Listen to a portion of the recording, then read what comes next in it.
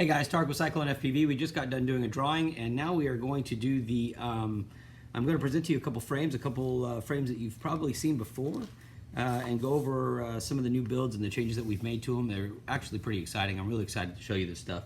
And so I'm waiting to see, here we go. We got the video going, so we know that that's good. And so I'm going to grab some of the parts back here because I'm actually going to be sanding them tonight to finish our time-lapse video that somebody said we should do, and I said, you know, that's a great idea. So we're going to be doing a lot of work tonight, but in the meantime, I figured before I got done sanding them and doing all the work on them, I wanted to show you guys the frames and give you an idea of what you can expect to see from us. So let me get a couple things here. Let me get this desk first set up. Whoops, here we go. Nope. Yep, there we go. All right, so right now we've got our blank bench, and I'm going to go grab some of these and bring them on over and show you guys some of the differences. So let me grab a few things. Okay, so first of all, let me just go ahead and lay these out because these are going to be the frames that I'm working with. So let me get some of these ready to go. That way I can explain to you what we're doing.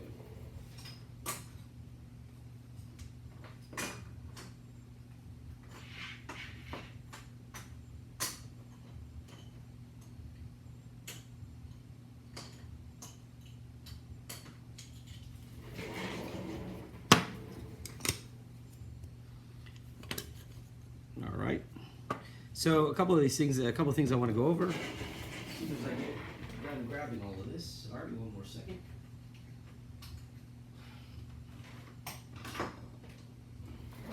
Okay, I think this pretty much wraps it up for the parts.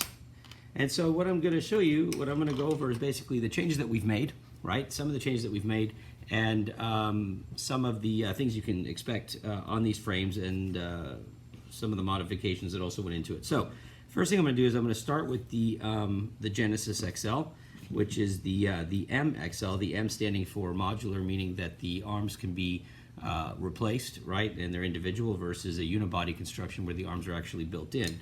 As a, you know, it's a unibody, one solid frame. I like the unibody designs, but I know a lot of people are starting to like the modular more because if you do break it, then you only have to replace one arm instead of having to replace the whole frame. On the flip side, one of my favorite frames is I like diatone frames. I've always been a fan of the old diatone frames, and I really like their unibody style. But again, people are shifting from it, and you know, I understand that, so we're trying to adapt to it. But in either case, so some of these aren't finished. Some of these arms are actually finished. They've been sanded and buffed. The rest of these components, the rest of these parts have not. And so you're going to kind of, well, these ones have actually. I think I did some of the 7-inch stuff. So we've got two sets here, but one of the things, and there's a couple of things actually I want to explain. So the first one is going to be that one of the things that we're making changes on is the way the frames are done. So from now on, if possible, when possible, the arms are actually going to be interchangeable with the frames, and then the arms to go from like a 5-inch to a 7-inch are also interchangeable. So you don't have to keep buying different arms to match different frames. I'm trying to make it all to where it's very easy to jump from one frame to another without having to spend a ton of money, right? So we're going to get started with the Genesis frame, and that's going to be the XL, the Drone Zen edition. And so let me get this kind of laid out here and show you exactly what we're working with and the parts that matter and the parts that don't apply. Okay, so these all go for the new Diablo that I'm going to be showing you guys, and these will actually remain here. So I'm going to open these up and show you guys how this is going to go together, and then kind of show you some of the changes that we made. If I've got some of the old parts here, I'll check real quickly, but let me just go ahead because I've got to make notes on the packing list anyway. So I figured if I'm going to do this, if you guys have nothing else to do, you can watch me show you these new frames, and these will probably go on sale starting tomorrow. I'm going to put them in the system tonight once I get done figuring out all that's needed to assemble them. First thing I'm doing here is I'm taking apart the top plate. And one of the things I want to show you, there's been a lot of talk about, or there's been some talk about whether or not the top plate is going to be strong enough to hold, given that it's got 4 mounting areas. But I've got to explain to you that there's a lot more that goes into it than, you know, like the carbon fiber itself, the way it's cut, the way it's laid out. A lot of things go into whether it's going to be strong or not. And so I'm going to kind of cover that real quickly as well so that you guys can understand a little bit more about what goes into the selection and design of the frames. And at the same time, give you an idea about why I choose certain thicknesses of carbon fiber and why I have certain designs in the frame. It's not just because I'm trying to take up space or whether I use holes here or not. It all plays a role in it. And so while I'm assembling this, I will go over that real quickly. I know this is a last minute video and I changed the times I think 3 times today on when it was going to air, so I apologize. But if you do end up getting one of these frames, these videos will help you to figure out how to assemble it. Alright, so I'm going to take the main body part, or main body frame off here, so I have one to work with. I think there's 7 in this stack here that I cut earlier. So we'll do that. There we go. The rest of these will get put aside. Alright, so the first thing that I want to go over, and I was hoping that I had one here, so let me just check and see if I have one real quick. So I'm going to bring this one over because this is the one that I just flew a couple days ago. This is the new 7-inch version, okay? And so we've got the 7-inch props on here right now. But this will at least allow me to show you some of the changes I've already made since this one. I'm going to kind of see if I can peel this off real quick. I'm hoping I can, but I guess not. It's on there pretty good. That's my, that's for the Hawkeye. I figured I'd just show a couple things and let people see what's going on. Hey, Steven, how you doing, by the way? Okay, so one of the things that one of the things that you're going to notice, and I don't know if you can really tell here. Let me see if I can. Well, yeah, you should be able to. Hold on. So this is the Drones End edition. This is the same thing, but there were some changes that were made, okay? And one of the changes is the top plate. I'm trying to kind of show you the difference here.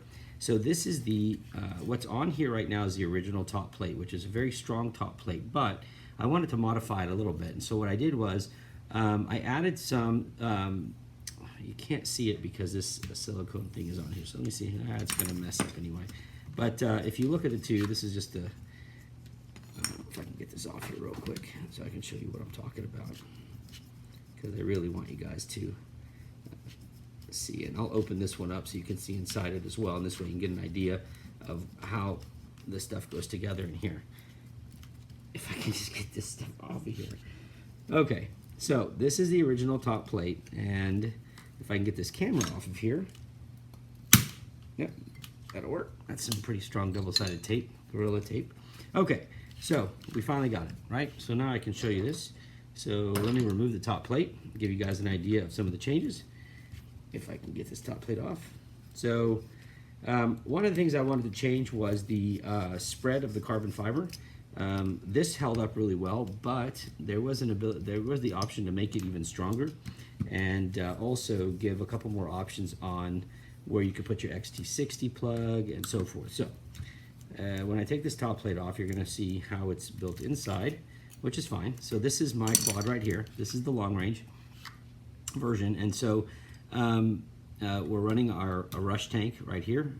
I did do a couple things different here. This quad actually has 5 capacitors on it, 1 on each ESC, and then we have our Foxier camera, and this is the new SpeedyB version 2 F4 AIO board that we got in, and we still have them in stock. We put another capacitor right there, and then one of the things I did different was that I put a voltage regulator onto my VTX. And between the voltage regulator and the capacitors, man, I got some super clean video out of this. So this one will be hitting the air for some video to show you guys soon. But there were changes since this, and that's what I want to go over. Okay, so the first thing is, let me move this out of the way real quick and show you guys the plates. Okay, so this is the original plate, which is strong. I mean, it's super strong. The 2mm carbon fiber is cut. You know, obviously, when you cut in direction of the weave, it becomes stronger. If you don't, it becomes very, very flexible. Oh yeah, I saw. Hey Steven, I made sure those got sent out. Yeah, Samantha shipped those to you guys, or shipped those to you today, man. Congrats and thank you for the business. I appreciate it. All right, so one of the things that you'll notice first is that on here the carbon fiber maintained the direction of the frame, right? So it did not expand out. So if you look at this and it sits on here, it runs straight in line with the side supports. What I did, which I felt was going to be really good, and after testing it, it worked out, was I curved it out, right, and then curved it around some more. And what I did, that will strengthen these tips here, which is something that I did want to do, because if this takes a pretty good hit, chances are these are going to be the first things to snap off. Now, these do not play a role in how it flies or anything else. They're more cosmetic, I guess, but they do finish off the frame, right? So if you're looking at it and you lay this on there, it goes to this, it spans the sides, and if they break, it's just kind of like you're just be looking at it like this, I guess. You'll see this part. So I wanted to make it stronger, and one of the ways I did that was by expanding the carbon fiber and giving a little bit more surface area on the carbon fiber. So I started out earlier, okay? And if I put these up on top of each other, you're going to see right here, you have extra carbon fiber right here. Let me see if I can zoom in on that real quick. So yeah, so you've got extra carbon fiber leading up to the mounting hole right here. And then you've got a little bit of extra carbon fiber now coming off on the edge here. You also have it on the back too, right? And so by doing this, we've added a little bit more strength on the back and a little bit more strength on the front. Although I haven't broken one yet, I know that we have a test pilots that are testing these out, and they fly them pretty hard. And we did notice that we snapped one here, which, like I said, it's more cosmetic, but I think this is going to improve quite a bit on holding that piece together.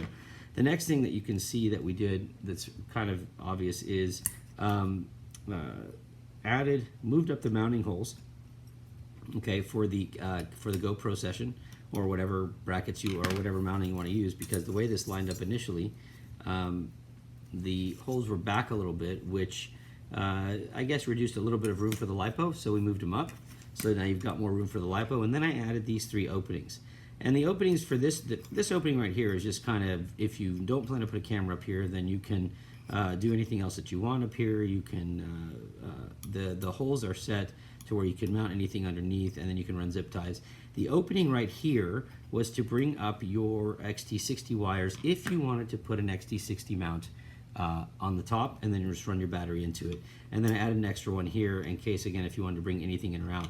One of the designs that we're working on right now is building a session plate or session mount that will actually have the XT60 mounted to it, and so that way when you can run your battery and plug it right into the back of the back of the session mount, and you should be okay. So that's the first thing that's changed. The next area was on the back, okay? And so what I did here was, and this is what I was testing when I was flying it, was I used a similar back piece, and you can see it actually right here. So if you look at the back of this, let me see if I get that on camera here. Right there. Okay. So this is the XT60 mount, and this is the back piece, the Onyx printed piece that goes in it. The only thing about it, and it's not bad, but the only thing is on a really hard crash. Now this one didn't come out because I extended the sides of it more. So as you can see right here, it'll come out on the sides. I think you can see that, yeah. But I wanted to give it a little bit more protection and a little bit more stability, so I actually brought the ends of it up on the top, and they will snap right in. And you'll see that when we build it. So this will actually snap on the top and then go through the slots on the sides, which are right here. I need to unscrew these, but it'll go through here too. So now it's got 4 points of contact that lock it in place. That should make it pretty much set for good no matter the crash.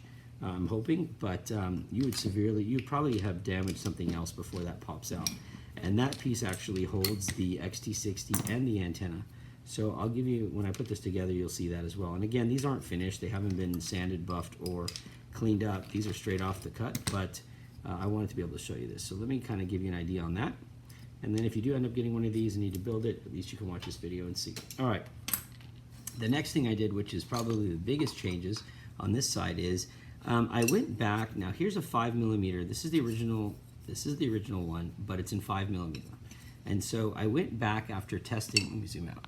So I went back after testing the 5mm and really comparing the differences between the 5mm and the 4mm in terms of strength and durability. And to be honest with you, I didn't see enough of a reason to keep doing it in 5mm.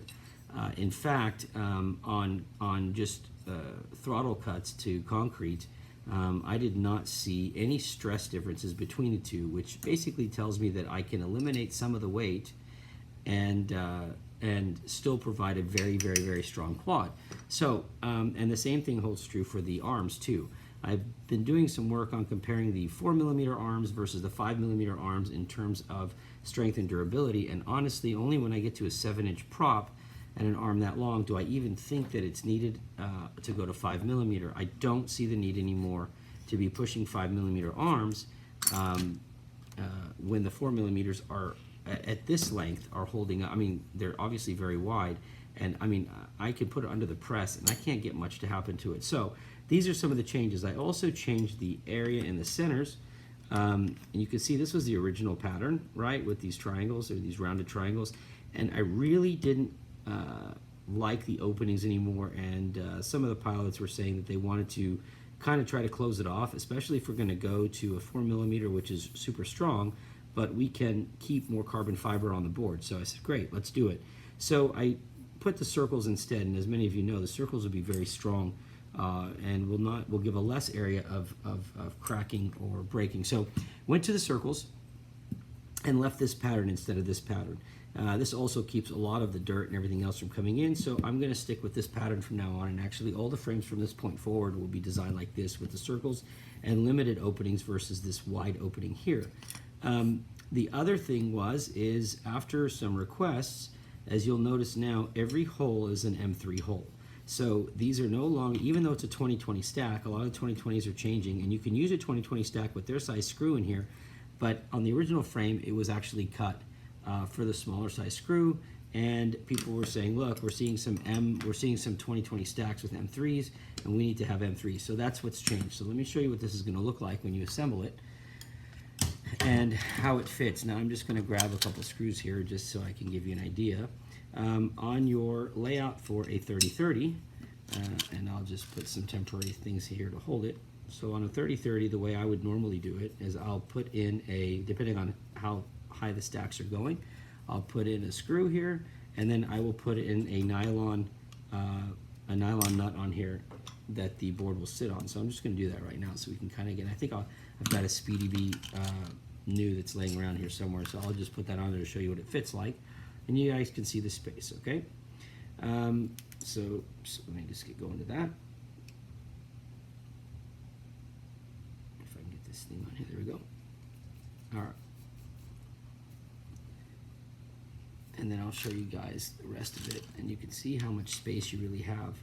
There's going to be a generous amount of space here to put your components on, and you get to put them on front to back, so you don't have to worry about you really don't have to worry about running out of space. Now I've got 3 Genesis sitting right here.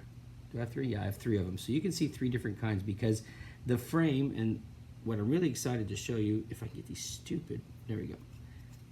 My hands are just about done after today's cutting, but let me see if I can get this on here pretty quick.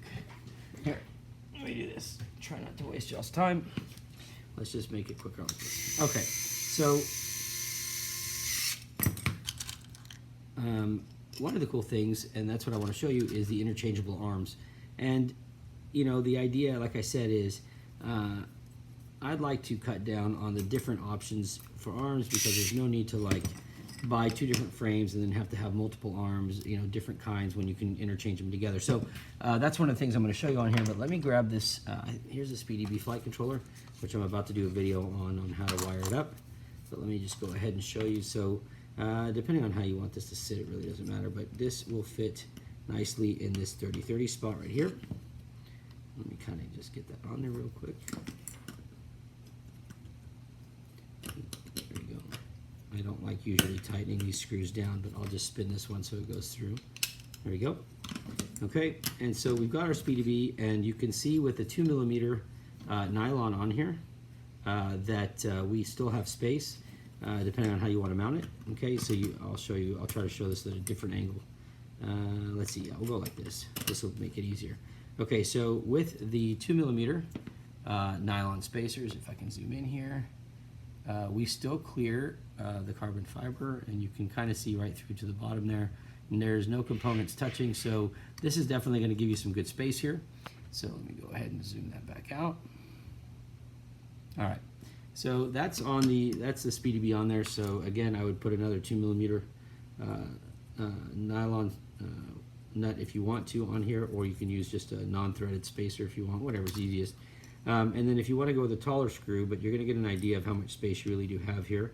And there are 2 ways to make this frame. So the same frame can be used for the Low Pro edition, and the same frame can be used for the Standard edition. And the Low Pro is basically no side panels, just printed front and back pieces. And I've got some here to show you in a second to give you an example. So once you get your boards in, right, now you've got room in the back. And what you have here, and this is where you have to just plan how you want to do this. So you can either put your flight controller in the back, you can put it in the front, you can turn it any way you want, depending on if these are going to get in your way. So I'm going to go grab a VTX real quick. I'll grab the Rush VTX, because that's the one we've been using more. Actually, you know what? Maybe I'll grab... All right. I'm going to grab this tank, this Rush tank real quick, and give you an idea of what that's going to look like.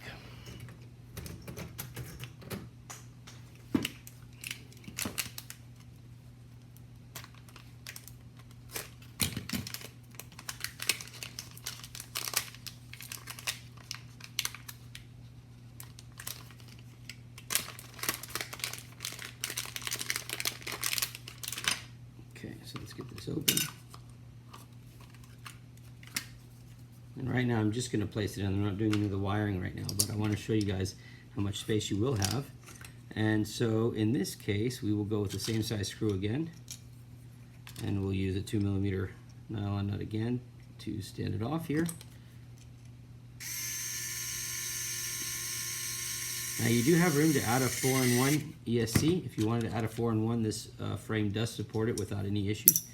And one of the ones that I have here actually has one. And I'll show you that. I'm running the Titan stack in it from HDLRC, so I'll show you that one. That's actually in the low pro version, and it came out really strong. I was really excited about it. Because we've got the front and back 30 by 30s, you've got plenty of space, but let me just go ahead. Move this stuff out of the way.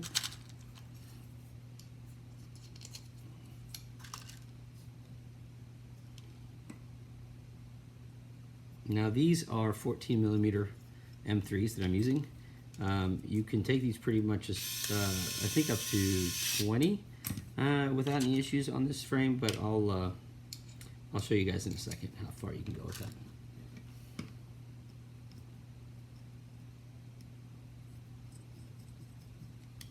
Okay, so the Rush VTX, you can put it either way and it would sit right here. And again, you can see you've got plenty of room for maybe VTX to go right through, so that's not an issue either. And then usually what I'll do is I'll take my XT60 cables here like I've done, and you can either raise the VTX up and run underneath, like you could set your spacers to here and go straight under, or you can go over. And I have two different ways to show you. So this is a Genesis right here. This is the first one we did that I smashed into a football goalpost. So you can see it's kind of got a messed up corner, but it's all ready to fly now. And I went over, okay, with 4 individual ESCs. And on this version, I went, if you can see that, let me see if I can move that a little bit, but this is the Titan stack, okay? And on the Titan stack, I've got the flight controller in the back and the ESC in the front, and that's a 4-way ESC, 4-in-1 ESC, and it's running perfectly. So I was really pleased with this one as well. And that is running that's the 60 amp ESC from HDLRC, and that is the F4 V6 Pro actually flight controller with the built-in VTX. And if you look, let me see if I can get that to sit back down real quick. I put the capacitor right on top of the flight controller right here, but as you can see, you've got plenty of room here to add another board if you want, okay? So there should be no problem there either to fit all the things that you need. Let me zoom out a little bit, all right? So you can run the 4-in-1 if you want. You've got plenty of room, and if you look underneath the 4-in-1, there's a huge gap there. So I've got plenty of space under here as well. All right, now let me set that aside and show you what we're working with here. Okay, so on this one, let me see. Yeah, I do actually. I have. One of the frames I'm building tonight is the Diablo-MXL, and that is the. Where's that frame? Hold on. Let me show you real quick. Where the heck is it? Oh, here. Okay, so this is the Diablo. As you can tell, it's actually cut into the frame, and this is one of the ones that I was building for testing. And I think this is actually on the site. This one in particular for sale. It was my test flight version, so the new one that I'm going to show you tonight is the XL version, so the extended version. So this frame is actually for sale on the site, I think. I think it should be on there, but if it's not, you let me know, or I'll check later. And I do want to. I don't want to put out the market that you would be willing to sell. Discount. Oh, yeah. I mean, what is it? Do you have any prototype frames? Yeah. I mean, they're not really messed up, but they've been used. And I mean, usually if I'm using them, I'm flying them hard. So I don't mind putting stuff up on a for sale. And I'm looking around here because I still had some left. I've got probably about, frame-wise, without any builds, I've probably got, what does that say? I have some, I want to get one built up. Okay. I have some that are fully assembled, like with components that I'm discounting, and then I have some that are just frames. So yeah, I can go and see if I've got any that aren't listed, and I'll be sure to let you know. Yeah, anytime, man, anytime. Okay, so getting back to this, and guys, yeah, I'm always going to be selling. I mean, like, I've got to, because I've got way too much stuff in here, and you know, I have to test stuff. So I mean, I just turned my head to the right here, and I'm seeing frames that are hung up that are fully built. I've got 4 over my head that are components in them too. I've got 6 over my head. I've got 4 over there, 2 over here, and then see on the back wall, I think I've got about 7. So there's probably about 15 more frames and full builds that I need to sell. So I will go through those again and let you know. So this is what you can expect to see, something like this. If you're going to be running individual ESCs, then this is pretty much all the space you're going to take up with this. Now let me get to building this for you and showing you exactly what it's going to be like. So the first thing is, our top plate is going to go on last. Right now what I want to do is I want to do the arms, and I want to kind of give you an idea on these arms. So here is the, I think you know, yeah, that's true, right? So Steven got some motors. And he got those today, and he got my Chaos 3400s. So you're gonna love those, man. Just be careful with them. Those are my personal ones that I flew hard, but they'll really get away from you if you're not careful. So here's the 7-inch. Here's the 7-inch arms right here, okay? And here is the 5-inch arms right here. So obviously you can see quite a bit of difference here. But one of the things that I was talking about earlier was that the arms are interchangeable, and they're so interchangeable that, I mean, they interlock with each other, although you wouldn't do that. But the idea is that you can interchange them on the frame. So it's pretty simple. This is the arm lock design, where they're designed to weave together, so to speak. And once they're bolted in, they press against each other really hard to limit any kind of movement. The whole pattern is the same as it is on the new Diablo.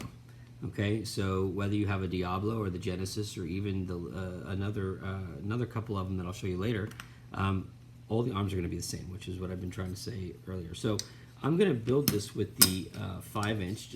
Most of the people are going to be ordering 5-inch, so I want to show you what that looks like. But I will show you the 7-inch here, because that's what I've got over here. So on the 5-inch, there is a design change to the arms, and I was trying to find some, if I have them here. And I do, actually. So I want to show you something that I did a little different on the arm lock, and I kind of like it. It does take away a little bit of the gap here. I mean, like, it adds a little bit of gap, but let me see if I can show you this with the arms that are matched up together. Let me see if it's these. Okay, so you can see here on these that outside of a little space, they're locked in hard. I changed that here, and the reason I changed it is I noticed that once they're bolted in, they're already pressed against each other, but it's easier for interchanging them. And so I did this style, and I'm going to run with this for a little bit and see what everybody's feedback is on it. I've tested them. They're very strong still, and they don't move. But, you know, we're going to see. I want them to be a little bit easier to get together, and then they'll just lock in place like this, and then they stay pretty still. So that's what we're going to use here. And I'll show you this. Okay, so first thing is, let's get the arms in place. And so I'm just going to line them up. Now the hole that is closest to the frame, and so if you look at this frame, you've got one that's a little farther out, and then one that's closer. This is going to be the one that matches up with the top plate, and we'll use the new top plate for this one. Okay, so this is going to be the one that matches with the new top plate. So if you lay this out right like this, you're going to see that the ones that are away from the prop the most, because we don't want the prop striking, so I couldn't use it here. So the two closest ones to the frame and farthest from the motors are going to be the ones that go over here. So when you put your arms on, you're only going to put on from the top going down, you're only going to put on the farthest one and the center one. So I'm going to do that really quickly, show you guys what that looks like. And I think, and this is where my notes have to come in because I have to make notes as to what size, what length screw I'm using. So let me find my screwdriver because, or my hex driver here, because I don't know where the hell I put it. And that's because it's so spick and span clean. Where'd it go? Where the heck did it go? Somewhere, I'll just grab it. Here, let me grab this one. So I'm going to start with a 14 millimeter screw, and I think that actually may be too, that's going to be too long. All right, so we've got 8 millimeters here. So I guess we can go, we could go with a 10 maybe. Let me see how that's going to look. So yeah, we'll try the 10, and if not, we go for a 12. But since this is the first build with this new style, I want to make sure that I keep my notes here. So let me show you what this will look like. I'm gonna pick the 12. I want it to get a real good grip here. So let me just do that real quick. Oh, and one other thing, another thing that was changed is I did increase the size, the diameter of the hole, because some people were having a hard time. If you don't have the right screws for this, you can snap the head, because I was making them so tight that you would actually kind of thread the carbon fiber once you start running it through, but you have to do it really quickly and heat it up, and you'll see the smoke come out. And a lot of people just were having a hard time with it, so I said, okay, we'll go ahead and increase the holes size by just a little bit, by about I don't know, a quarter of a millimeter maybe, and it did help to make a difference. All right, so we've got one arm bolted down right now, and we're going to go ahead and do the other arm. And remember, you're only going to do the outside ones because the closer one is going to be for when you put the top plate on. And the arm is designed to fly with only 2 screws in place. So if you were to break it, or if part of the arm breaks, like where the screws are, or if you just lose a screw, or I don't know, this quad can actually fly very stable with just 2 screws, okay? And the arms are locked in place with 2 screws. They're not going anywhere. So you could safely do that, but I mean, I like to reinforce it quite a bit. So we'll do our center mounts next. And I'm sure this is boring to watch, but I do like to have these videos so my customers get them. The other thing, one of the things that I did mention in one of our pages on our website is that my goal is to ship these built. I do not like frames in plastic bags and stuff. You know, it's like, hey, here you go. And you know, I don't know if that's done for shipping savings or not. I do like to build the frames and ship them built so that when you get them, you can see that I actually took time to build it. The only downside is it does increase the cost of shipping because I have to put it in a bigger package, put it in bubble package, and then you put it in another mailer. But I think it's going to be an option that's going to be there. So you may spend like an additional, I don't know, $3 or $4 more on shipping, but I'm not going to charge to build them, obviously to assemble them, because I assemble every frame before I ship it anyway. Then I got to break it back down, and I'd rather just be able to send them to you guys built. That way I know I checked it out myself, and you know I checked it out. So it's going to be an option on there, and like I said, all you do is pay the difference in the shipping. I mean, there's no labor involved in it, but when you get it, you don't have to watch a video on how to assemble it. All right, so on the bottom, I'm going to use, oh, and you'll see my little goof up here. There's no center hole here. I was tired when I cut this one, and I forgot to add that, but I forgot to put it in the CNC and the G code. But let me go ahead and put these on as well, and you'll get an idea of what we're working with, okay? Now these ones are going to move a little bit more with just 1 screw, but let me show you what we got. Let me just pull one of them. All right. Now, if I find that I don't like this arm lock, if I find that I like this one more, then I will go do that one. I think, honestly, either way, it doesn't really matter. As long as they lock together, it's going to be good. So as you can see now, when you put one arm in, I mean, you've got some movement here, obviously. And then when I put the other one in, they're going to move back into place together and lock in place. Let me show you how that looks.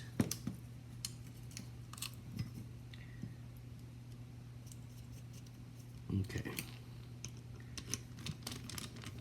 All right, so the idea is that they should be able to lock in place. So if you see it like this, and then they're gonna lock in place like that, and then when they come down to the mounting, the holes are gonna line up perfectly when you lock them down, and they're not moving at that point, okay? That was part of our patent pending, which I guess you have to make it sound like it's important. I like the idea, I thought it was pretty good, and I guess when you do that, you have to do the legal part of it. I don't know, but the arm lock idea has been very strong for me, and has really proven to keep the arm still, especially if you find yourself missing a screw for some reason, or whatever. All right, so let's put this on, and that'll be the last part, and you see the frames start coming together. All right, so here we are now, and now we're at the point where let's get an idea of what the side panels look like. This is getting real crowded around here, so hold on a second. Okay, so on our side panels, the new side panel versus the old ones. All right, so I think I have some old ones. 1 second. Where the heck did they go? Let me find it real quick. I can show you a little bit of a difference. If I can find the bin. Yeah, I think it's here. All right. Okay, so this is the old side panel, and I say old being like a week ago. I mean, I'm always trying to see what we've got. Now, these are finished, and this is not, as you can see. It's more gray, so this one needs to be sanded buff. But these are very strong, all right? And so a couple things I did different on that. If you look at the new one, it's missing the, it's missing the, I cut down the side here, right? So the old one is on the, if you're looking at these, the old one is this one on the left, and this is the new one. First thing I did was raise the hole for the spacer up to here, because down here was too close to the components, and it basically made it somewhat impossible to use if you use the back mounting. So I moved it up, and this should fit on anybody, so there should not be an issue there. I did also remove the spacer hole that is right here. It was not going to happen because the camera sits here, and as much as I wanted that to fasten, it doesn't. Besides, the front one does just fine. And then the last thing I did was I did cut off this back portion, and it goes for this piece here. So now what happens is this snaps in, and it actually butts up against it like that, okay? So by doing that, when it snaps into the top plate, we have this really strong, thing here. So the piece is connected here, right, through the slot, and then connected through the top slot, and then it actually expands out. And the reason for this, and I'll show you here in just a second, is because we're using these mounted XT60s, which I'm about to open a bag and show you. If I can get this bag open.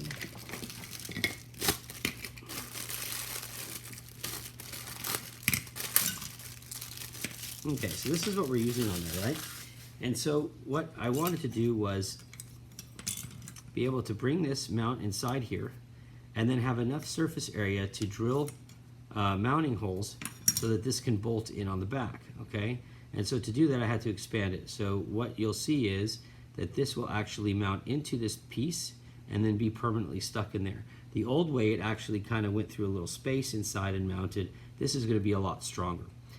So I made that change as well. So this bolts in, and then underneath is where your antenna, your VTX antenna will go.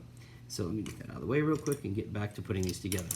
So this is the old one. So let me put that aside, which I'm still going to use, but I wanted to, you know, I always sit here and try to make changes for you guys, and as I fly them and see things, I always make modifications to them. But they're all interchangeable, so if you have something that's old, the new stuff fits it, so don't worry that you're not going to end up with something that doesn't work. All right, so if I put this piece in, as you can see, another difference is that I widened the gap right here, and that is because this actually pulls in, but you can get 2.5 millimeter carbon fiber, and that will also fit in the gap if you want it. There's really no need for it, but it does give the option for carbon fiber. Has a range. Like if they tell you it's 2 millimeter, then you can actually get plus or minus, you know, like plus or minus. I think it's like 5% or something. And so I wanted to give that leeway because we're seeing a couple more different manufacturers. The carbon fiber is actually getting a little bit bigger. The last 4 millimeter that I got in was like 4.25 almost.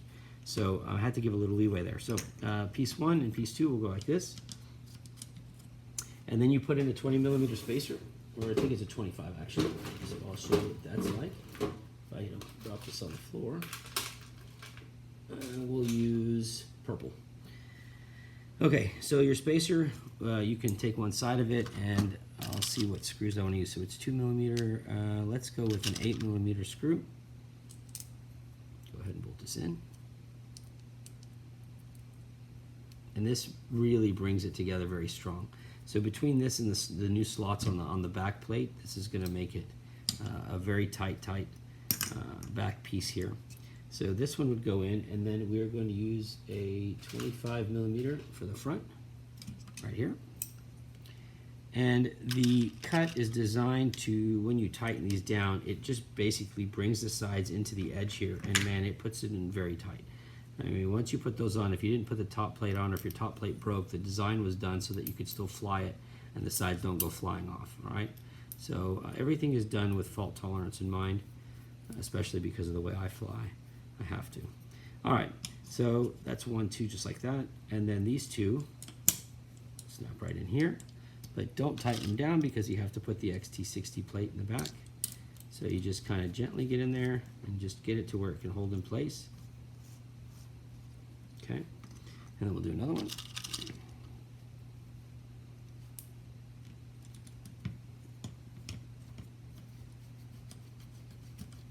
All right, now the back plate that I was talking about, which I've now put down and don't know where. Oh, here it is. Okay, so the back plate is going to go in and snap right into here like it's supposed to. All right, and at this point you could tighten down the spacer, you could tighten down the standoffs, right? So I'm just going to go ahead and do that, and it's just going to bring everything in nicely.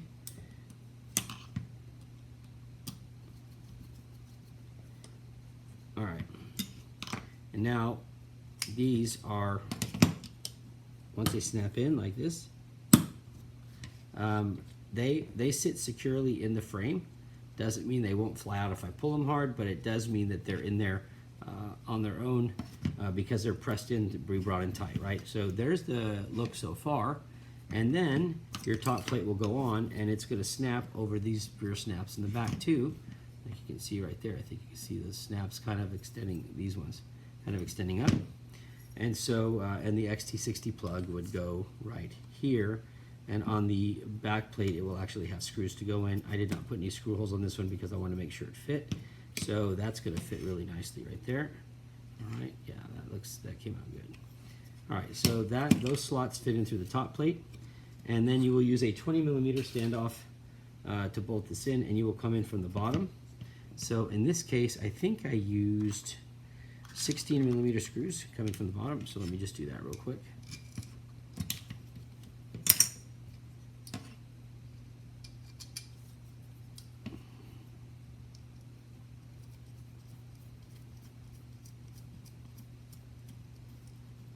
All right.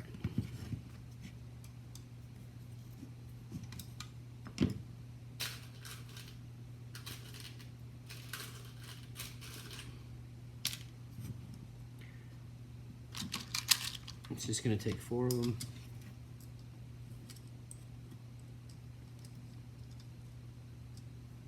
And as you can see, I've color-coded all the screws. It's something that I've just gotten used to doing this way. I don't spend hours trying to figure out what screw is what size, because when you have screws that are 7 millimeter and 8 millimeter, you'll spend forever trying to figure out which one's which, especially if you have about 100 of them on the table. So they are now, if you get screws from me, they're all coming color-coded, and each color signifies a certain size or length.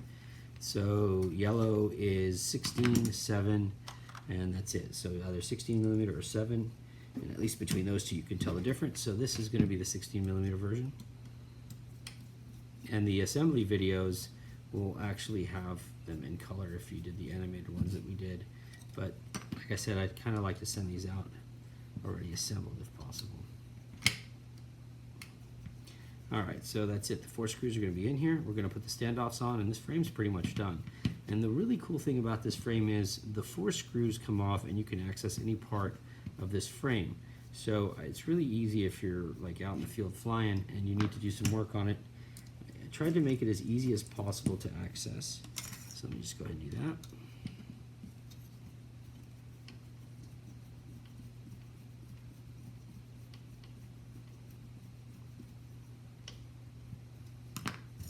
And then your top plate will go on, and it's going to fit perfect. I mean, there's not going to be any gap.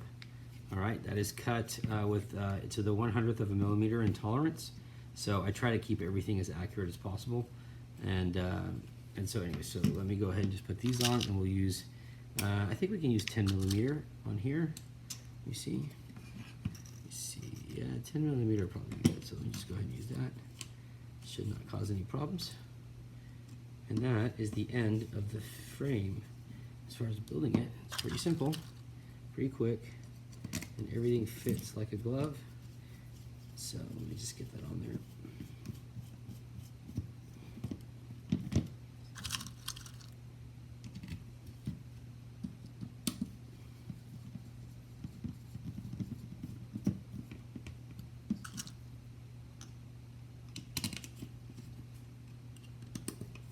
All right, and there you go. So the frame is done, and that's it. Obviously this arm is the one that I messed up. This is mine, but I forgot to put that center hole, but I'll recut it. But the rest of them are all good, and that was just a quick mistake. So on the bottom you can see here, you still got all your holes for openings here. These are your 20/20 stack holes, these smaller ones right here, okay? And then you've got openings here, so if you're running your receiver underneath, you can zip tie through the holes. As far as the arms go and everything else, man, the sucker is just, I mean, it's not moving. One person did mention, and I want to point this out now, they said, well, you know, and then, oh, by the way, this is the back, this is how that piece fit, and it was really nice. I mean, it's not going, it's stuck in there pretty solid. And they said, well, you know, I mean, it's such a long run with only 2 mounts on each side.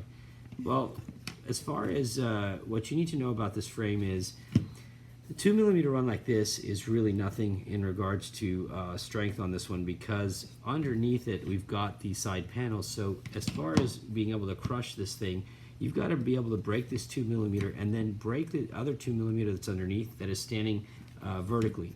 I can tell you that I put my car on top of this, and I know before I did that, and some guys said, well, that's not realistic. Well, I don't care. I put my car on top of it with one wheel, and it held. So if you want to know if it can hold strength-wise, this is extremely strong. As far as being ripped off the other way, I was flying with Jeff Campbell. He was here a couple weeks ago, and we flew, and I had my GoPro mounted. I literally ripped the entire mount off and GoPro off, and the top plate wasn't damaged. So I think strength-wise, really, don't worry about that in this case. This sucker is super strong, and that is 4 millimeter frame, which is what I'm going to stick with. This is just a little overkill on 5 millimeters, so I'm going to hold off on doing those in 5 mil. And these arms are 4 mil, and they're very strong as well. Now these are the 5 mil versions for the 7-inch. So, but this is your frame right here, guys. All right, and the 7-inch arms do fit. So you just put them together. Let me get 2 that would be like that, and they would fit in the exact same slots. And then you'd have yourself a 7-inch frame. Okay, and there's nothing else to have to change. So. What is it you gave the arm? You gave the arm a shoulder really swift distributing any force. I am trying to read what you put, but I don't know what you're saying, Stephen. What is this? You gave the arm a shoulder really swift distributing any force. Put it on. Oh, I see what you're saying. Yeah, well, I mean that's the idea, but you know it's still whatchamacallit. Still had some people had questions about the arms that way as well, and I wanted them to see that they were going to be super strong. So I think the 7-inch, you know, this would be really easy for me to do if I can just, well, you know what, I'll do it on, well, here. I mean, this is the 7-inch version right here, right? So again, now obviously the frame is different here, but you can see the frame itself, the main frame is the same. There's really, to change it to a 7-inch, there's no need to change the main frame. It's super solid. And I've flown both of them, and they fly very steady, very solid. So yeah, you just change the arms, right? So this is the Genesis. The name, the Genesis-XL, and you have the Genesis-M and the Genesis-MXL. And then David Rubel I was asking him about naming these frames, and he said, look, put a number beside them for what they fly. So this will be the Genesis XL for 5, and this will be the Genesis XL for the 7-inch, right? So it'll have a 7 after, but that's it right there. That's the 7-inch version. This is the 5-inch version built, and then this is the slammed version. Okay, so I mean, if you get time to fly them, I never get to fly them, so it really sucks. But at least I can show you guys. All right, so guys, let me move on. So that is the Genesis. Like I said, it's super solid, and this new little frame changes will be on the web tonight so that you guys can check it out. Now we're going to go on to the next one, which is going to be the Diablo M series. And for that, I need to take one of the base frames out. And I like this frame a lot. I was really proud when I first came up with this design. And since then, I modified this one, and you'll see a couple of the changes here. One of the main things is I made this one extended as well, and I've really noticed a better flying, more stable flying out of the extended base frame. So I'm going to stick with that now. But the difference is this does not have room for 2 plates, okay, or 2 30-30 mounts. So let me show you what we're working with here. All right, so there's that. Now in this one, you have your same pattern, okay? So let me grab one of these. So this is the Genesis, and this is the Diablo, somewhat similar. The main thing is the bolt pattern for the boards. The design in the center is exactly the same. The Genesis has 2 sets, this has 1, but I added extra 20-20 holes, so if you wanted to mount and raise a center stack and then mount a 20-20, you could. So you could put a 20-20 under the 30-30 if you wanted, or on the top plate, if you look at this, everything is 20-20 down, and from here to here. All right, so you have different areas, but they're all 20 millimeters apart, spaced, okay? Thanks, Stephen, I appreciate you. Thank you. Hey, that's right, I was like, I know that thing. Hey, congratulations to you as well. Just make sure you got an account on Cyclone FPV so that I can get that put out for you tomorrow. So please let me know what that is, or just shoot me an email on that, and I'll get that out to you tomorrow, man. Congratulations, by the way. All right, so getting to this one here, there are some differences first. Main thing is, and you know what, for this one I'll use the 7-inch arms, because like I said, they're interchangeable. The 2 frames use the same arms, so why not? Let's go ahead and build this, and you can get the Diablo again in 7-inch or 5-inch. So we're going to go ahead and do the same thing. All right, so let me go ahead and put, I will use a 12. Let's see, this is going to be 4 and 5, so 9, yeah, 12 should probably be good.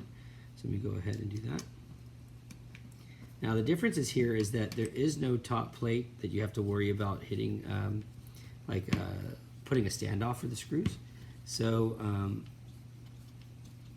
that's not an issue. So you can just put the screws in. But this set of holes will actually go up to a standoff, and I'll show you what that's like in just a second. All right. So we're going to go ahead and put 1 screw in there.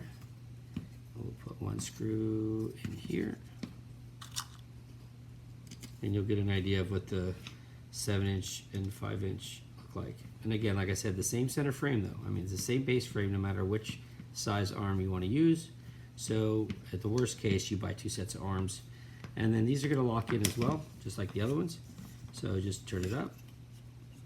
Just like, I got to angle this right. I don't know if this one will, you know what, I may have it to where I can't turn it. I think I can. I think I did it that way, but let me see if I can get any of the room. I was hoping it would.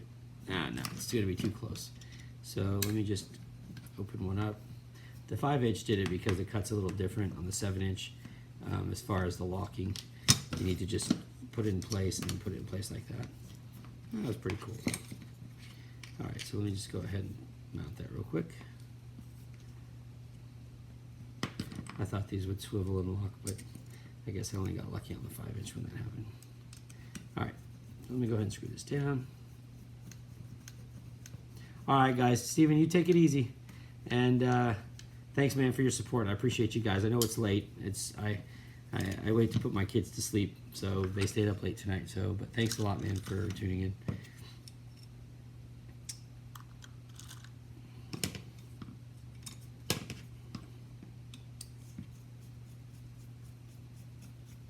All right, go ahead and put our fasteners on here.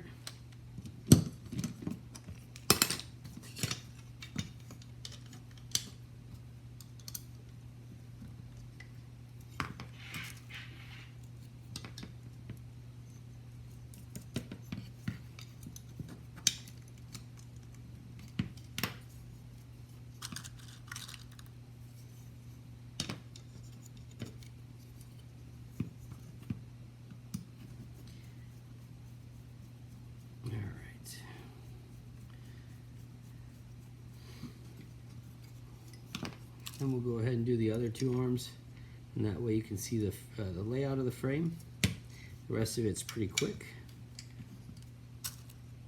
That way I don't bore you guys too much. Yes, sir, anytime. Anytime indeed, my friend. All right, so there's two of them right there. Okay, now we're going to go ahead and do the other two.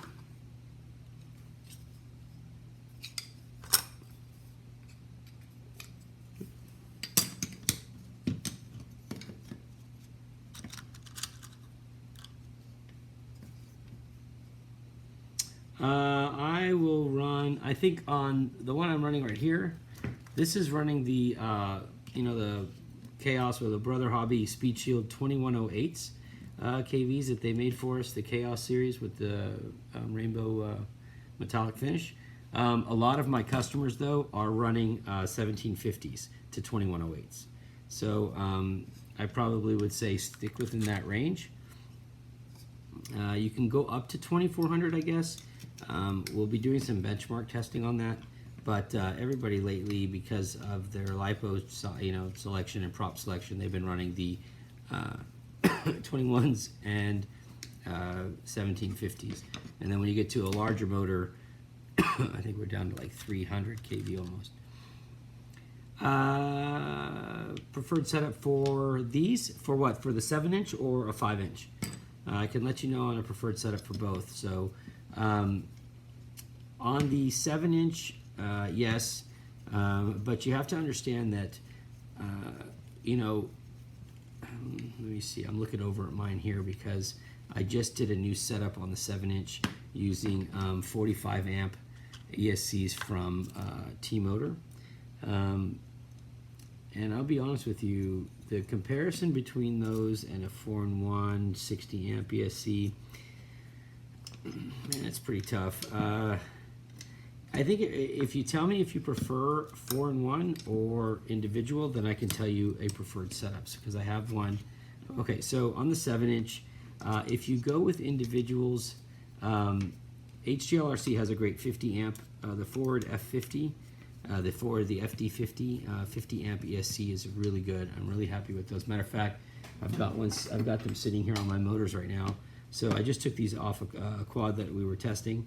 This is the I think this is 34. Yeah, these are the 3400 kVs running the 50 amp ESC from HGLRC. And then if you look at this one again, this is the 45 amp ESC from T-Motor, and I put caps on them. And so these are individual. And they've got bullet connectors on them, so I can do a quick disconnect on the motors. So getting down to it, preference for the build on this one. So for the 4-in-1, I'd go with the Titan. So the Titan is this right here, and that's the one of the ones that I was showing. So this Titan is a 60 amp Titan, and I really like the Titan. I can tell you that I have like 50 or so Hobby Wing 4-in-1s as well. The problem that I've had with those, and I'm not downing Hobby Wing because they make an awesome product, but for people that like to really crank on their ESCs, now Hobby Wing has a new 60 amp, I think, that I don't have it yet. So I can only refer to the 45 amp. I would stay away from the 45 amp if you were going to hammer it because it does seem to cook.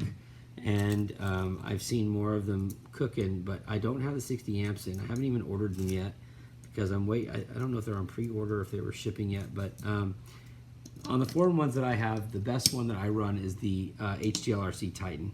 I love it, and it's been very solid for me. I fried one because I was cooking it with a 6S or 5S and got it stuck and just kept trying to get it loose, and it just cooked it. Outside of that, I've never had one go bad on my flights. So I would definitely look at the, and I have them on the website there, and I think we've got, I think our pricing is pretty good on those. But yeah, check out the Titan 60 amp stack and put that with the 1750 kV, and I think you'll be very happy with it. And it's really easy to wire. I mean, it's super easy to wire, and you can add that to any flight controller, or you can pair it with their Airbus or any other one. I mean, like I said, on mine, this is the Titan and this is the F4 V6 because I wanted a built-in VTX, and I was extremely impressed with the whole thing. It's very good.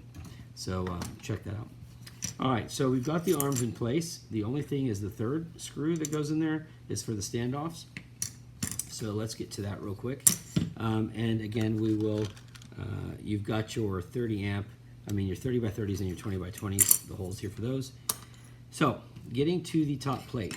All right, so on the top plate, there's two pieces that actually come with this. And this one is the top plate here that goes over the camera.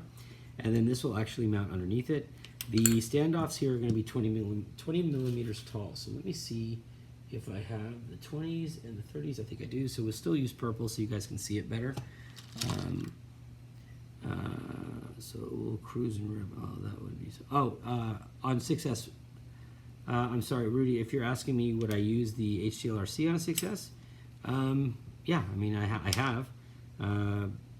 But you know, I think it really seems to come down to people just like being aware of the fact that if you start hammering on it, you're going to cook it no matter what. So just respect the success and the fact that you need to know how many amps you're going to be pulling to begin with.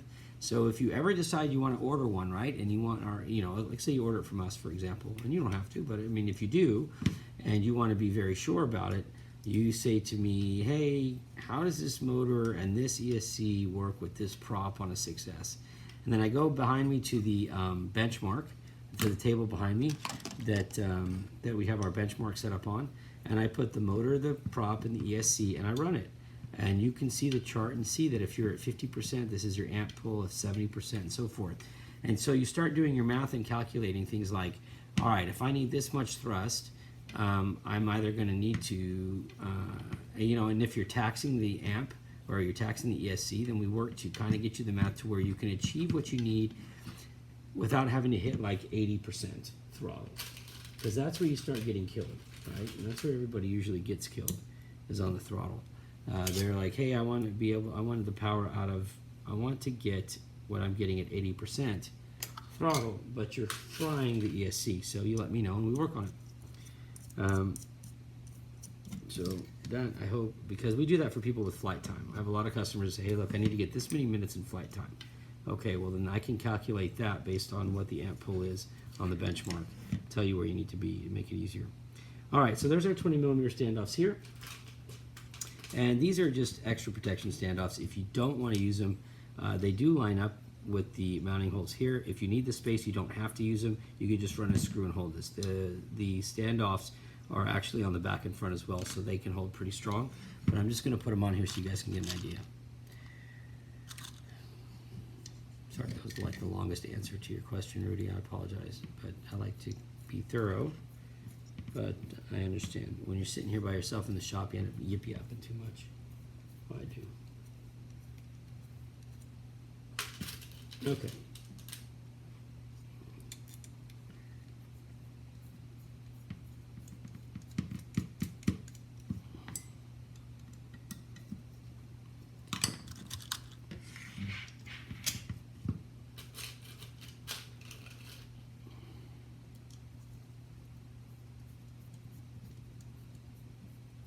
Thanks, man. I appreciate it. I try.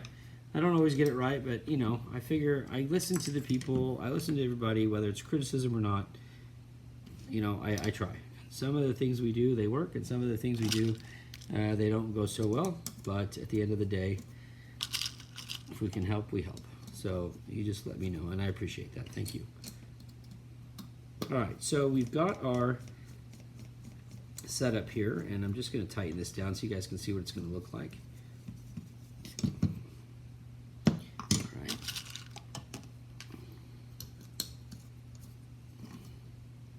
Now I put these 2020 holes on the top, right, because I know that a lot of the VTXs are going to be 2020s, and you know, there's nothing that says you have to mount to the bottom of the board. So I figured, well, heck, we've got enough real estate on the top here. We can still put our silicone pad. We can still make it to where it'll go around the screw, right, and so your battery will still sit flat. But you've got definitely some options here, like a VTX or a DVR or something like that. Now, the way this is going to work on here is that you put your next set of standoffs, right here, which is right in line with the third, let me make sure, yeah, third screw here. So we're going to use 16 millimeter again.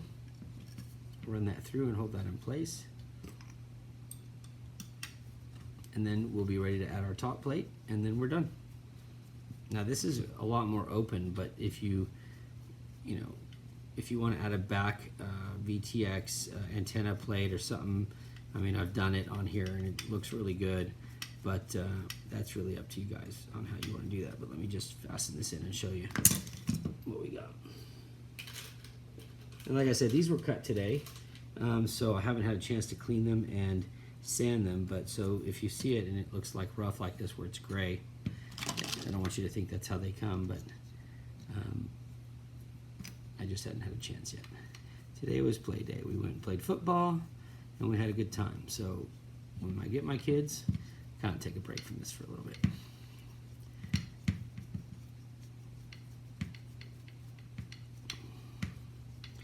All right.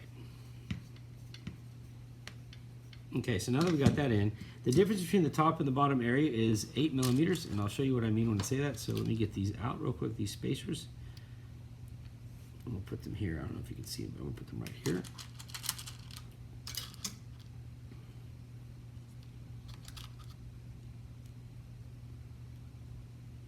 Okay, so we have this plate here, right? And this is actually where the camera's gonna go. This is gonna protect the camera.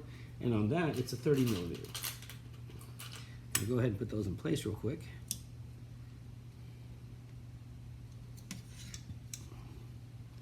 And again, we will use a, let's see, for this one, I'll use a 12 millimeter.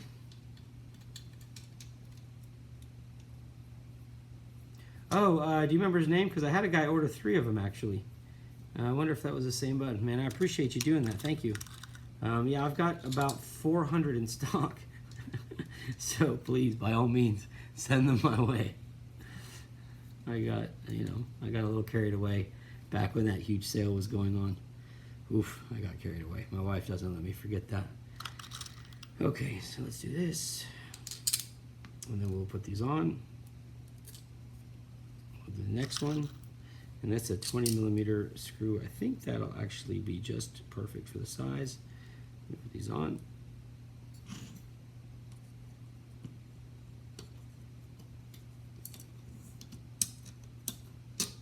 There we go.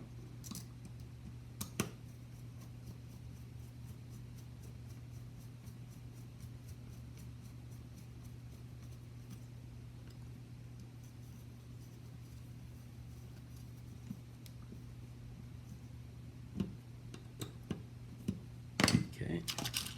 And we'll use 8 millimeters to bolt this down.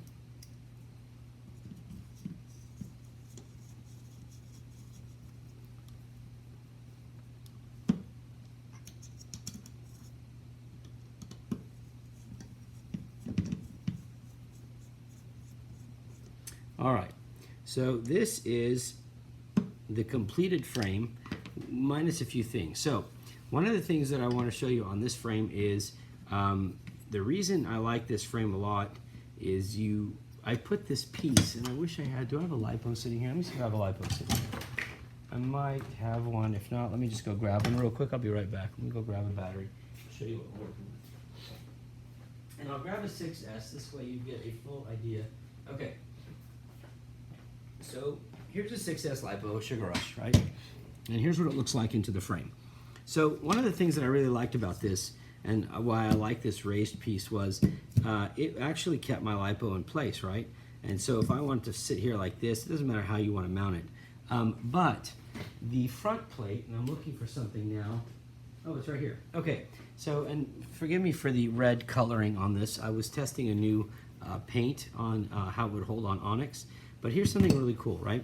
So I created this GoPro session mount that actually mimics the pattern of the plate here. And it's designed to either go on top of the plate, which I would probably go that route. And if you do, then this will just, you'll basically take these screws off, right? And so I'm going to try to make it to where those spacers don't fall out. Hopefully I can do that effectively. Bear with me a second.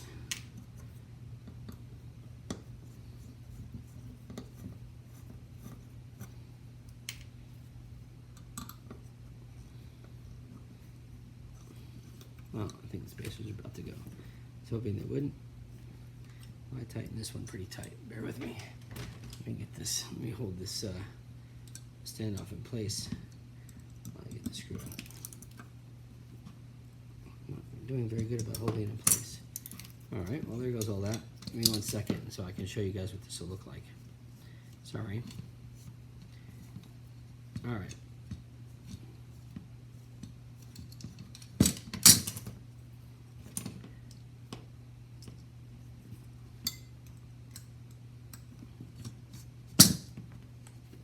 I didn't think I tightened it that much, but I guess I did. Okay, so putting this standoff back on first, and then I'll show you guys how this will look if you use like a GoPro mount like I made, or one that you make. Here was the idea behind it. So the mount will actually sit here, okay, like this. And I will take this piece off real quick.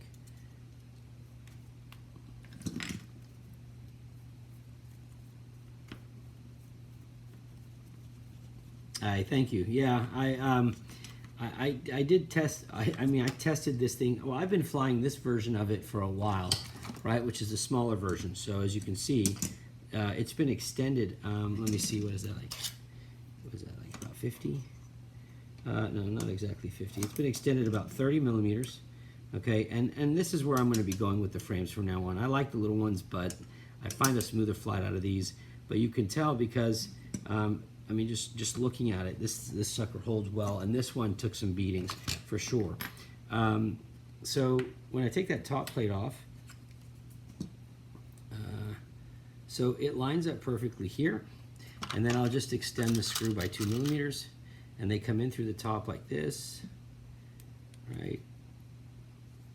Yeah, but the 2 millimeters was for the other one, sorry. That's here. So you can put it in either way. It's gonna, excuse me, won't have an issue there. Let me just go ahead and get that down. And then let me do another one.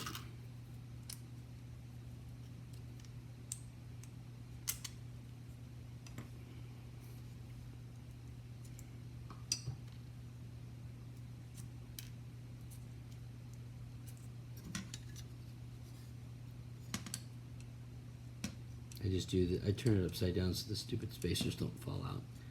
You can use threaded if you want. Like I use threaded aluminum standoffs and all that, so you can pick whatever you want, an 8 millimeter length, but for me, I just like to go this route because it's a lot quicker to put this on, and it's still extremely strong.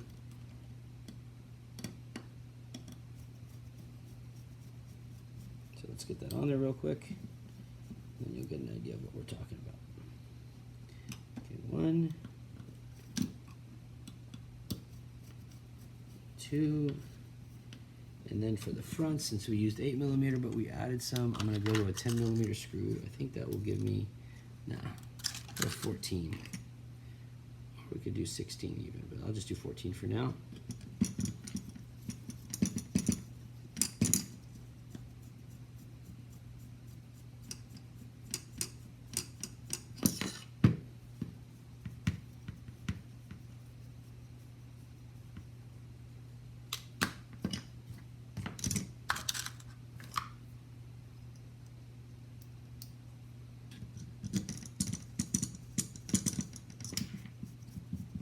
All right, so this is the frame with the A session mount, one that I came up with before. I mean, plenty of session mounts out there, so I'm not saying this is the holy grail by any means. There's so many guys making awesome mount. But I will show you that this is my session that hit a tree while I was flying with Jeff. It was brutal, but the thing survived, so I'm really proud of the mount as far as holding up. And so to get an idea, now this mount's dirty because this is the one that I used, but bear with me.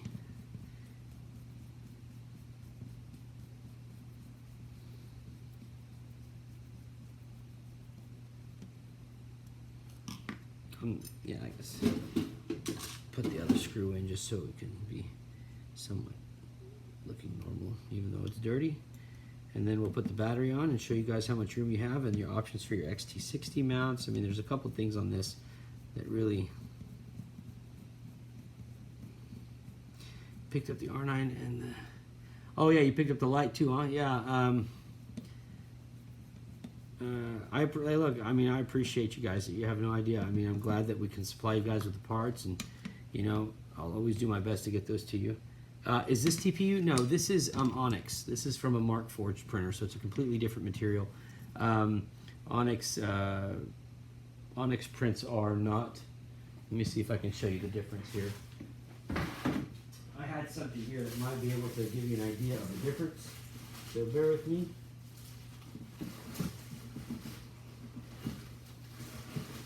I'm digging.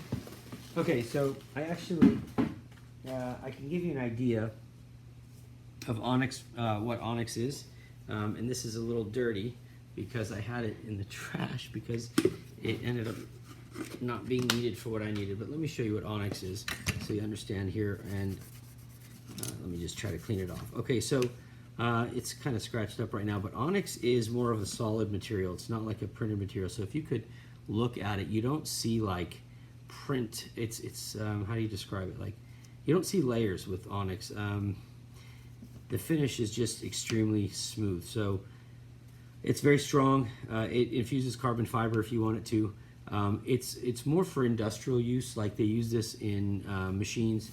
Let me see if I can get this up here. So if you look at that right there, I don't know if that's going to focus or not, but this is what Onyx looks like. So it doesn't look printed. It's scratched up now, but it looks more like it was just molded. It's not probably ideal for most people, especially in FPV, if you are, depending on what you're doing, because TPU has give and flexibility. But I use Onyx because I need to test other features of it when I'm doing something. But yeah, I would stick with probably a TPU unless you want to spend the money for Onyx. I wouldn't go that route, really, for most people. And I can't say it's going to be better, but you can make a quad out of Onyx, okay? So, and then the machines I have, they're Markforged, and Markforged are like 13 grand a piece. But they infuse, you can have it put carbon fiber in between the layers. You can have it put Kevlar or anything. So that's that. It's kind of overkill, but I got it to help with some other industrial stuff. So I use that to build my molds or to do my design. So anyways, sorry, I'm rambling again. So the way I did this one, the way I designed it was so that I could stand a sugar rush. Like a sugar rush, if I give you the measurement on it, it's like what? Sugar rush is about 40, oh, I don't know, probably about 42, 44 millimeters high. So the way I did it was I gave it enough room to be able to fit the battery completely behind the camera, right? Up against this wall right here. So if you design your camera mount or whatever, it sits right here. And then I cut this opening in the back because if you did it that way, then you could put your XT60 right here in the back, and you've now protected everything from all the props and everything else. The other way is to bring it back here or lay it on its side, and your XT60 can be in the back, or you could do sides or whatever. But I added these little extra things like this, and looking at it, I would most likely put something, like you could do something like this, I guess, right? And then you could just, I'm not gonna plug it in because I don't want the ends to hit the carbon fiber, but you could, and I may change the top plate. Now that I'm looking at this, I'm probably going to narrow this thing with 2 screws so this could actually sit perfect like this, because it was intended to go in here, but I made the square just because I wanted to see for myself. So obviously that's going to fall through, but I'll narrow this down and have 2 holes in here, and you could bolt this straight in, and then your XT60 sits right here, and then your stuff is clear of anything, and it sits just like that. Very efficient. So there's that. Okay, so I guess I'll make a note of that, so that the version that goes on sale tomorrow will have it just like this, and I'll put it in 2 sets depending on where you want it. And then I'll grab a strap. Let me grab one of the straps here real quick and get an idea of what this is going to look like.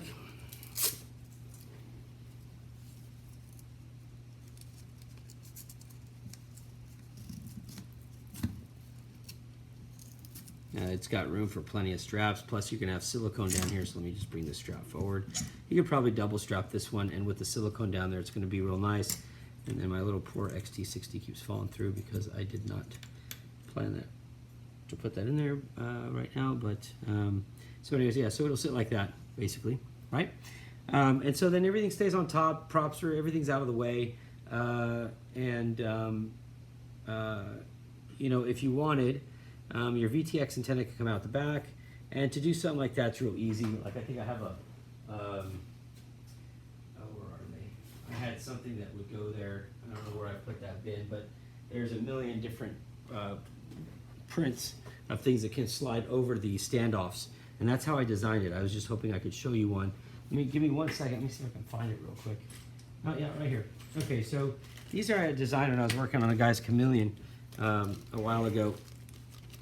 And so these are just different standoff, different options, and I don't know if any of these are going to fit the bolt pattern here, but, and this is, again, this is onyx, so it's going to look a little different than a standard, but I don't know if you can see that, but that's what an onyx piece would look like, right? So it's pretty solid. Anyways, I don't know if that's the, yeah, that is the right pattern. Hey, so it's not the right height though, so that's not going to work. I was hoping I could show you one, but I can't because I don't have the right height. Actually, this one might work. Okay, so anyways, the way this was designed, it's dirty. I haven't cleaned this up yet, but this was designed to put the Maytech buzzer and LED on the back. It actually sits on the back. And this one may have been the one that was designed for this a while back. So anyways, you know, you can put this on the back and then put your VTX antenna. I guess I'm kind of wasting time here. I just wanted to show you guys what options there were for that. So I'll probably come up with something like that to show on the one that's for sale finally. Flip what 90 degrees? Flip what? The battery? Jimmy? I'm not sure what you're referring to, but if you let me know. I'm not really sure what we're talking about, but I'll wait to see what you respond to what you're talking to, what we're talking about, and then I'll do that. Let me open this one real quick. Let's see if I have something here I can show you guys. Let me see. Well, that lines up, so that may, and that is actually, so, yeah, that'll work. Hold on, let me show you guys what this looks like real quick. This might work, so let me see.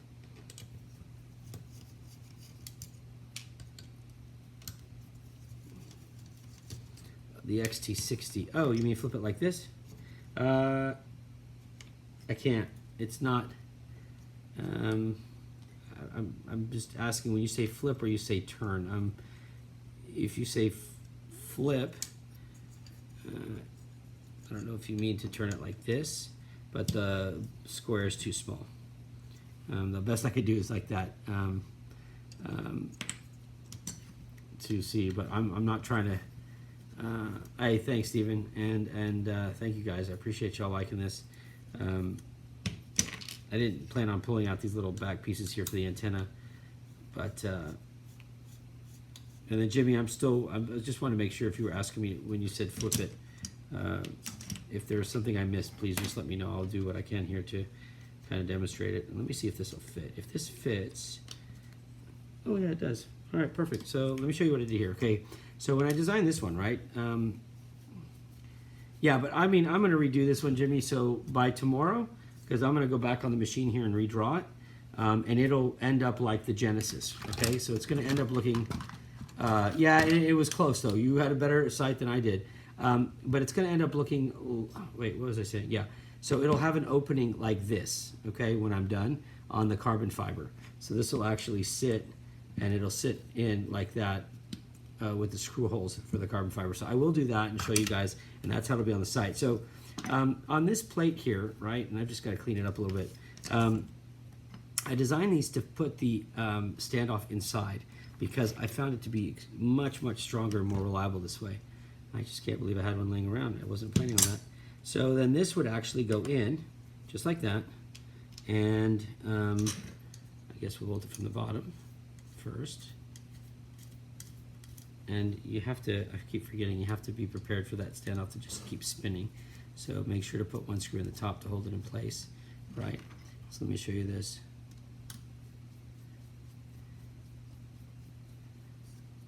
All right, and then we'll do the next one. Put another screw here to hold it in place. Hey, I'm glad I had that part. See, I keep all these pieces even if I don't use them. All right, so then that happens to be the right height, and it has the right bolt pattern. So this is the one that I must have used on one of the Diablos before, at least the design. And so there. So now what we can do is we can give you the back plate here, right? Thanks, Jimmy. I appreciate you. I really like those mounts, man. Those XT60 mounts have become like a necessity in all my builds. I should have cleaned that before, but anyway, so we'll put the back plate here so you can run your antenna out, and it's got the and just to show you the way the back plate is done is so that you can what did I do different in here? I wanted to show you guys because it used to irritate the crap out of me, so I made something here. Let me see, I think this will work. So let me grab one of these antennas real quick and I'll show you what I'm talking about.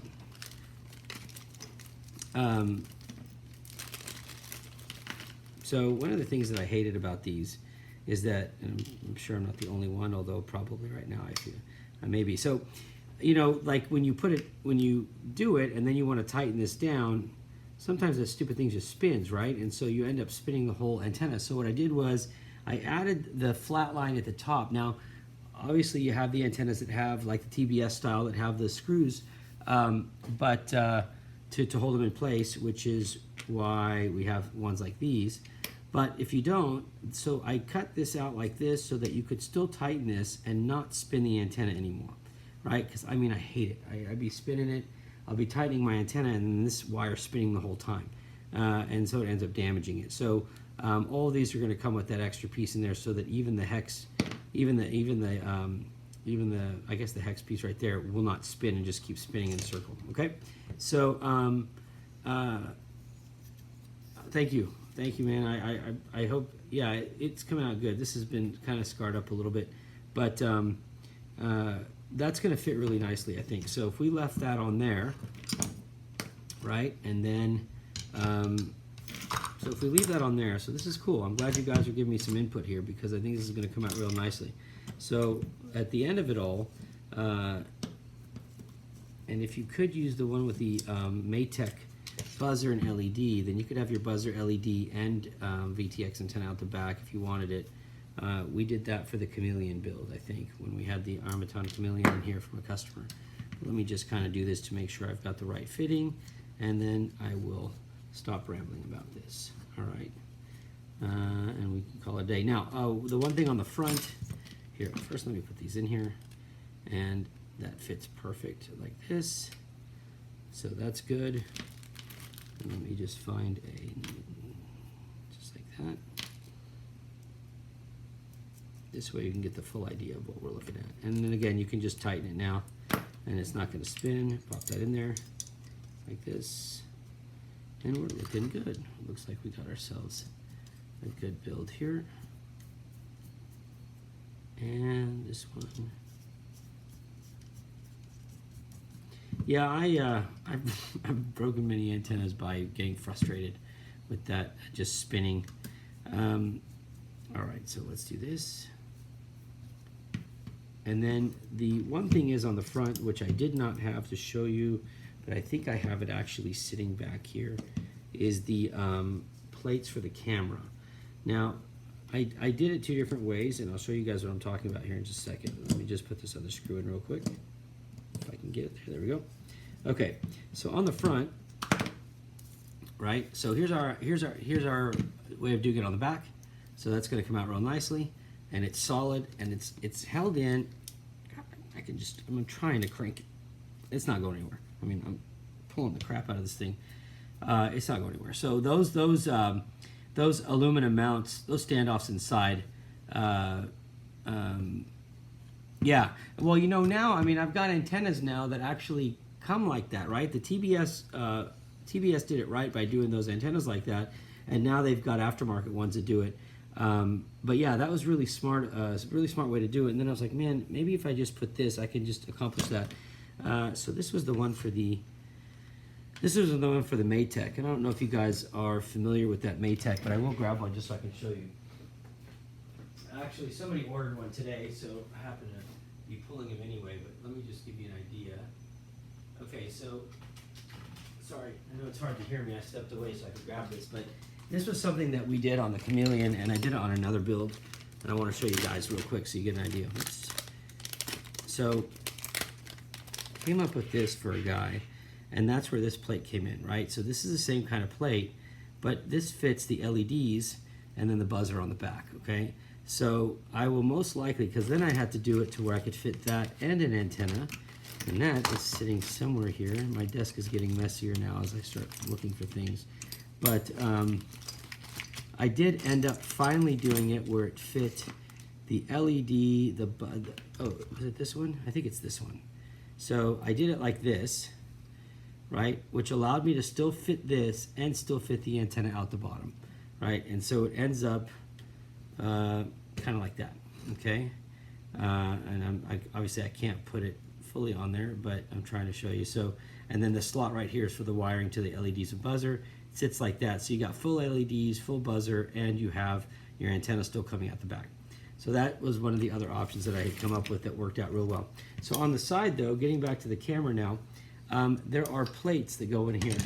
And I'm trying to see if I have them on the back table. I thought I did. They're somewhere here. Give me 1 second. Let's see if I can find this. I don't see them right now, so maybe we'll have to wait.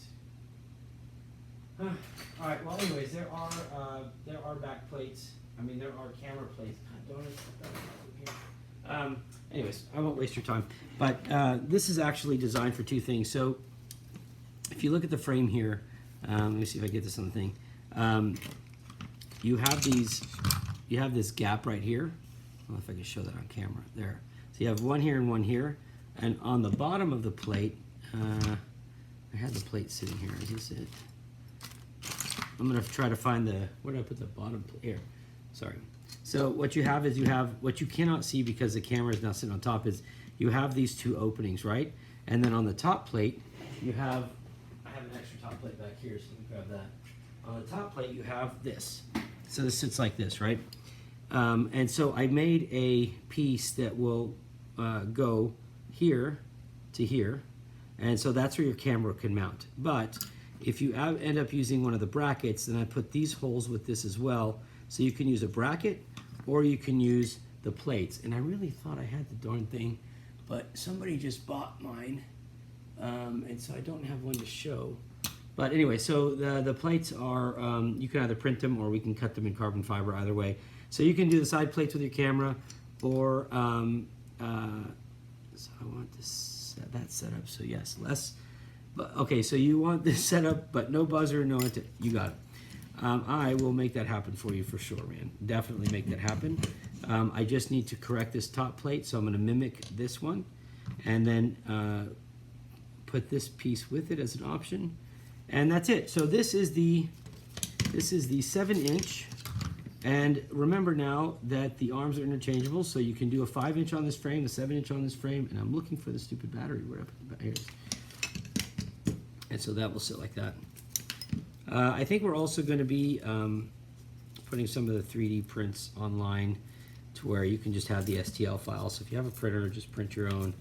And I've got one of our pilots is going to be printing some of our stuff for you guys if you want. And then we have another guy, Steven, that's going to be doing it. So anyways, yeah, so that's it. There you guys go. That is the Diablo. This is going to be the M series, and I'm just changing this, so this will be the M. Diablo M, and then it'll be XL because it's extra long, or you can get the Diablo M, which is the regular size that is not long. I would probably try that longer one, see how you like it. You can do this GoPro mount, or I'll send you the pattern so you can make one that you like. And you've got definitely a lot of real estate on here. And I think that's it. So you've got the two frames, guys. These are the two that I wanted to introduce to you guys. Okay, and that is the Genesis, and that is the Diablo. Both very strong. They'll both come in 4 and 5 millimeter arm versions, and both in 7 millimeter or 7-inch prop and 5-inch props. Okay, and with that, let me get back over here. All right, so LEDs. Okay, sorry. Okay, so yeah, I'm going to work on drawing that up tonight, fixing the back plate so it fits the XT60. I've got to clean up my mess here. Drawing out so that we can put the, where did I just put that? Okay, well, we know what you're talking about. That one piece with the LED and buzzer and everything. And probably do a live build on it. Hey, Julio, thanks, brother. Julio's got, I think, one of every frame. Julio, you have the 7-inch Genesis. You got the first one. So yeah, I know Julio got one because I made it and then got it to him. So he's got one. Oh, you can't see that, just like this one. I mean, the frame at least. He's working on the build. Okay, guys. Well, look, I mean, that's all I've got for you tonight. I appreciate it, and I promise you, I'm always working to try to make these better and better. I can tell you that you know, the Leviticus frame has probably been my best-selling frame. I'm really excited about it, and I don't even know, but we've got a lot of freestyle guys asking for frames like these now, so that's where my focus is going here for a little bit. Okay, so I won't waste your time anymore. We've been on for an hour and a half, and I owe you guys everything for giving me your time. If you have any questions, hit me up at tark@cyclonefpv.com, and if you need anything, let me know. We will have some huge sales. I'm going to put some stuff tomorrow. I've got a ton of batteries and chargers to sell. I've got about 1,000 motors I want to move, and about 500 flight controllers and other stuff. So plan on a good sale. All right, and look for these frames. They'll be online tomorrow. Okay? Do I do it? Yeah, Steve and I do repairs all the time. I have people mailing me their stuff all the time to do. As a matter of fact, right behind me, I don't know if you can see that, but right back there is a table full of quads that are waiting to be repaired. So if you need me to do some repairs for you, please let me know, and I'll be more than happy to help you out, man. Anything I can do to help out, I will do. Other than that, good night, guys. God bless, be safe, fly safe, and we will see you tomorrow for the drawing. All right? Thanks again for your time, guys. Everybody take care.